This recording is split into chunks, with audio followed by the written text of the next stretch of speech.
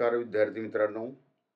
तर आज आपण इयत्ता 6वी सुलभ भारती मराठी या पाठ्यपुस्तकातील पाठ 11वा मीनूचा जलप्रवास.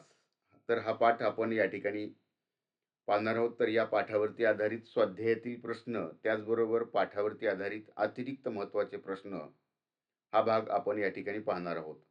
तर सुरुवातीला आपण स्वाध्यायामधील असणारे प्रश्न आणि त्यांची उत्तरे यांचं स्पष्टीकरण पाहूया. यामधील पहिला प्रश्न आहे, एक दोन वाक्यात उत्तरे लिहा. यामधील पहिला प्रश्न आहे, मीनू मासोळी कुठे राहायची? तर बघा, मीनू मासळी ही माशांच्या समूहात राहायची. पुढचा प्रश्न आहे, मीनूला समुद्र का बघायचा होता? पुढे बघा, तर मीनूला सतत उत्सुकता असायची की नदीचं पाणी रोज कुठं जातं. तेव्हा आई म्हणायची समुद्रात जातं. तेव्हा तो समुद्र कसा असेल, तो केवढा असेल हे जाणून घेण्यासाठी तिला समुद्र पाहायचा होता, बघायचा होता. पुढचा प्रश्न आहे, नदीचं पाणी गढूळ का झालं? बघा, जेव्हा मुसळधार पाऊस पडू लागल्यामुळं पाण्याचे लोंढे वाहू लागले, त्यामुळं नदीचं पाणी गढूळ झालं. म्हणजे गढूळ पाणी कधी होतं, तर पाण्यामध्ये ज्यावेळेस आहे ना, डोंगर उतारावरून वाहून येणारी जी माती आहे, ती माती पाण्यामध्ये मिसळून येते. त्यामुळे नदीचं पाणी स्वच्छ असणारं पाणी ते गढूळ होतं. पुढं आहे, खडकावर फुललेल्या फुलांचे रंग कोणते होते? तर खडकावर जी फुललेली फुलं होती, ती लाल, गुलाबी, अंजिरी अशा विविध रंगांची होती, म्हणजेच वेगवेगळ्या रंगांची होती. समुद्राच्या खोलवर अंधार का असतो? बघा, समुद्राच्या तळाशी सूर्यप्रकाश पोहोचत नसल्याने समुद्राच्या तळाशी खोलवर अंधार असतो. पुढचा प्रश्न आहे, 3-4 वाक्यात उत्तरे लिहा. आता आपण हे 2 ते 3 वाक्यांमध्ये उत्तर पाहिले, तर पुढचा 3-4 वाक्यात उत्तरे लिहा. तर लेखिकेने नदीचे वर्णन कसे केले आहे? बघा, नदीत खूप खूप पाणी होतं. ते पाणी निळं निळं, थंडगार व स्वच्छ होतं. इतकं स्वच्छ की वरून पाहिलं की तळाची वाळू दिसायची. गोल गोल गोटे दिसायचे आणि सुळसुळ पोहणारे छोटे मासेही दिसायचे. अशा प्रकारे लेखिकेनं नदीचं वर्णन केलेलं आहे. पुढचा प्रश्न आहे, मीनूची व आईची चुकामुक झाली. बघा, चुकामुक झाली म्हणजे ते एकत्र गेलेले असताना ते एकमेकांपासून ते दुरावलेले आहेत, दूर गेलेले आहेत. तर एक दिवस मुसळधार पाऊस पडू लागला. जमिनीवरून पाण्याचे लोंढे व्हायला लागले. नदीचं पाणी गढुळलं. मासे बावरून एकमेकांना शोधू लागले, पण कोणीच कोणाला दिसेना. पाणी वेगानं वाहत होतं आणि या गोंधळातच मीनूची आईने तिच्या आईची चुकामुक झाली. घोड मासा पाहून मीनूला हसू का आले? बघा, समुद्रातून थोडीशी चक्कर मारून परत जावं असा विचार करून मीनू ज्यावेळेस पुढे जात असताना तिची एका विचित्र माशाची टक्कर झाली. त्याचं तोंड घोड्यासारखं होतं आणि पोटाला पिशवी होती आणि त्यात छोटी छोटी पिल्ले बसलेली होती. आणि हे सगळं दृश्य पाहिल्यानंतर मीनूला तो घोड मासा पाहून हसू आलं. पुढचा प्रश्न आहे, कोण कोणास व केव्हा म्हणालं? समुद्र समुद्र म्हणतात, तो आला की. बघा, हे वाक्य कोण कोणाला म्हणलंय आणि कधी म्हणाले? बघा, मीनूनं जेव्हा हळूच तोंड उघडलं, तेव्हा समुद्राचं खारट पाणी तिच्या तोंडात गेलं. तेव्हा ती स्वतःच स्वतःला म्हणाली. पुढचं आहे, त्याचं नाव घोडमासा, समुद्र घोडा. ज्यावेळेस समुद्राच्या पाण्यात मीनूची एका विचित्र माशाची टक्कर झाली, तेव्हा पाण्याच्या तळाकडून कासव हे मीनूला म्हणालं. पुढचा प्रश्न आहे, घाबरू नकोस, हा तर खेकडा. बघा, कासव आणि मीनू यांच्यात जेव्हा बोलणं चालू होतं, तेव्हा त्यांच्यामधून एक प्राणी तिरका तिरका चालत गेला. तो आपल्या बटबटीत डोळ्यांनी मीनूकडे पाहत होता. तेव्हा ती घाबरली आणि तिची भीती दूर करताना कासव हे मीनूला म्हणालं होतं की घाबरू नकोस, हा कोण आहे? खेकडा आहे. मग आता बघा, पुढचा संवाद आहे, कासव दादा, चला ना माझ्याबरोबर. हे कोण म्हणाले? मीनू आपल्या आईकडे पुन्हा नदीच्या दिशेने निघाली. तेव्हा मिनू हे कासवाला म्हणाली. पुढचा प्रश्न आहे मित्रांनो, जसं शिंपल्यांमध्ये मोती कसा तयार होतो याची क्रिया लिहायची आहे आपल्याला. मग शिंपल्यामध्ये मोती कसा तयार होतो, तर या ठिकाणी क्रम दिलेला आहे. नदीतील शंख शिंपल्यात एक छोटासा किडा असतो आणि या शिंपल्यात चुकून एखादा वाळूचा कण गेला की तो त्याच्या अंगाला टोचायला लागतो. मग तो आपल्या अंगातून पातळ असा रस, एक द्रव पदार्थ काढून त्या असणाऱ्या तो जो खडा गेलेला आहे, कण गेलेला आहे वाळूचा, त्याला तो गुंडाळतो आणि मग त्यातूनच पुढे छानदार असा मोती तयार होतो. असा हा क्रम या ठिकाणी शिंपल्यामधून मोती कसा तयार होतो याचा दिलेला आहे. 4-5 ओळींमध्ये वर्णन करा. घोडमासा, बघा घोडमाश्याबद्दल या ठिकाणी कशा प्रकारे वर्णन करता येईल. घोडमासा हा विचित्र मासा आहे. त्याचे तोंड इतर माशांसारखे नसते. त्याचे तोंड घोड्यासारखे असते. त्याच्या पोटाला पिशवी असते आणि त्या पिशवीमध्ये छोटी छोटी पिल्ले बसलेली असतात. दुसरा आहे खेकडा. खेकडा आपल्या पायांनी तिरका चालतो. तो आपल्या बटबटीत डोळ्यांनी पाहतो. त्याच्या पाठीवर कासवासारखे कठीण कवच असते.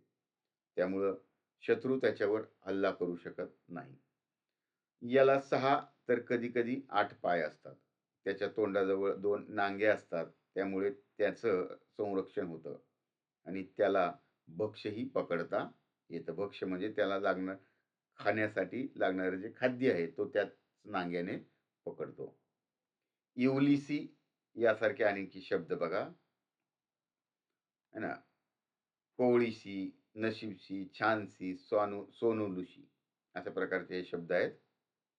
समानार्थी शब्दाच्या जोड्या लावायच्या. या ठिकाणी मोठा एक आयत दिलेला आहे. या आयतामध्ये 4 शब्द आणि आयताच्या बाहेरील 4 शब्द दिलेले आहेत. यांच्या जोड्या लावायच्या.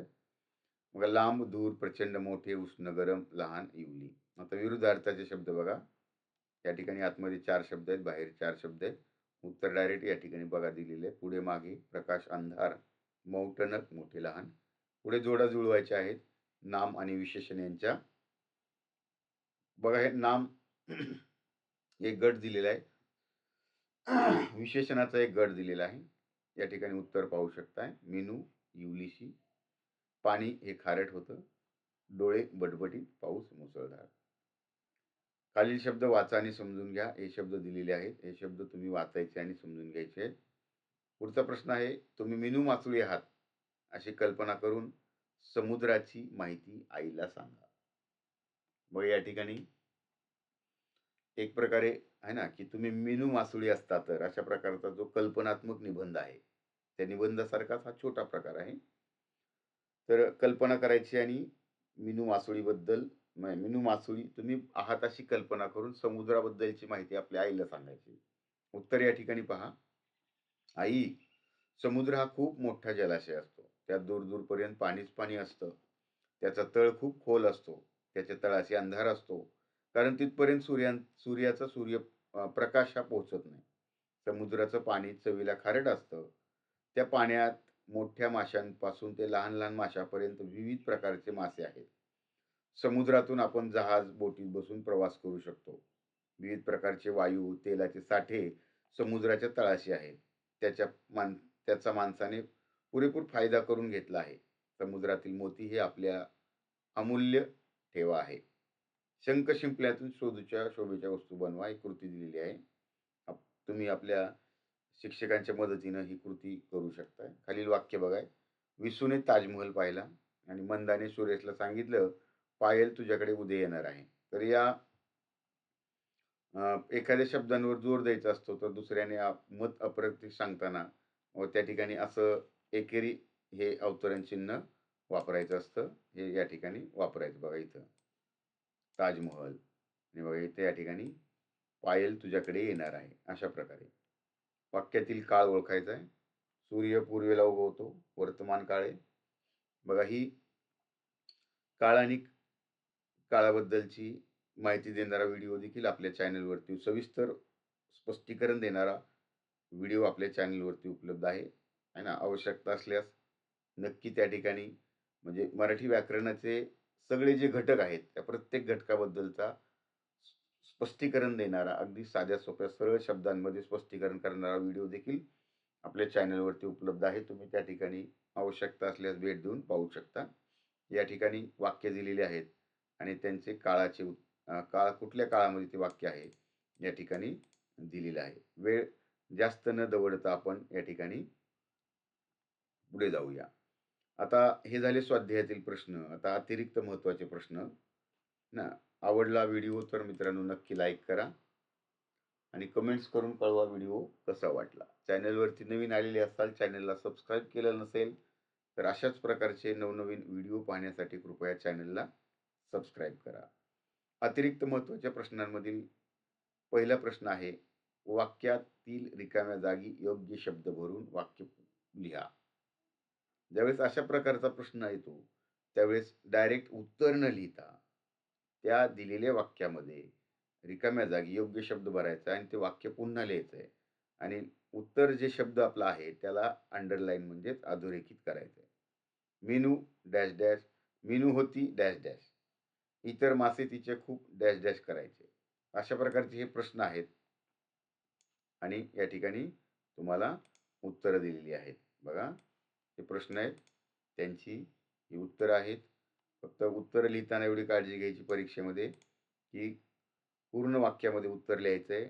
डायरेक्ट उत्तराचा शब्द नाही लिहायचा आहे आणि त्या लिहिलेल्या उत्तराला अधोरेखित करायचं म्हणजेच अंडरलाईन करायचं. पुढचा प्रश्न आहे, कोण कोणास केव्हा म्हणालं? समुद्र समुद्र म्हणतात तो आला की, त्याचं नाव गोड मासा.